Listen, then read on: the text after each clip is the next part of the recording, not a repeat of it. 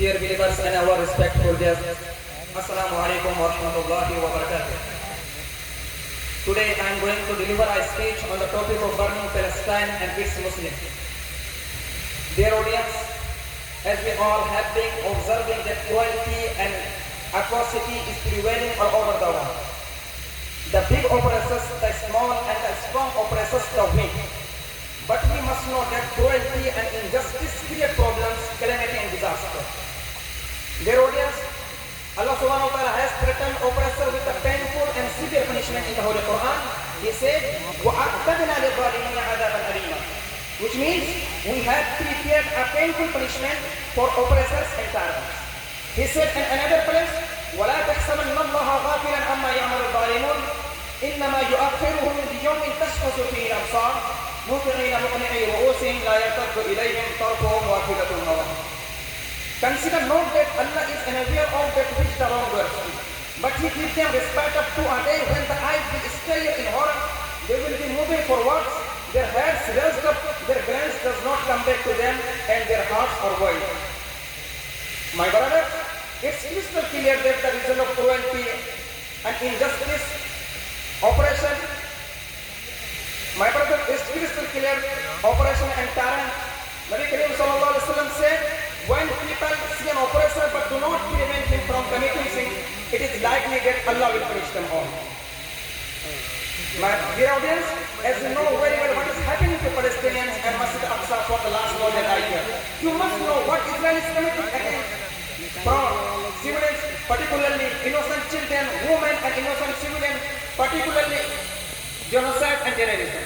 It destroyed the Holy Land, holy mosques, killed numerous children, women and innocent civilians, bombarded countless houses, shops, mosques, schools and even hospitals. But people around the world, including the United Nations organizations, so-called humanitarians and Muslim countries, are together being deaf, damned, lamed and paralyzed. In this difficult situation, people are having different opinions, different points of view, and different thoughts. The wise become fools, the strong become weak, the holder of security will become assistant to the murderers and tyrants and killers. The standard absolutely changed. The criteria totally reversed. The oppressed were made the oppressor were made oppressed, and people of truth remained silent and silent.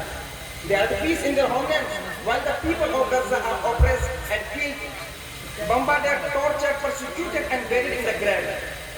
Despite all these, they are named as terrorists in the global media. Dear audience, answer me this question: is it not an injustice, brutality, oppression? Yes, of course. It is a great separation and tyranny that can never ever be forgiven and forgotten from human history. So every believer who has a spark of pride in his heart and believes in the day of judgment and looks up at humanity and gives value must stand against the extremely deceitful and unjust Israelis and rise up against their control over Palestine with everything he can. Stories said that the disaster of Palestine entered each and every house of Muslims, and words of grief and lament over the deceased and Palestinians are only uttered today. But we must know, if the ocean are filled up with tears and meeting are organized over crying and weeping, will never benefit nor save the Al-Quds.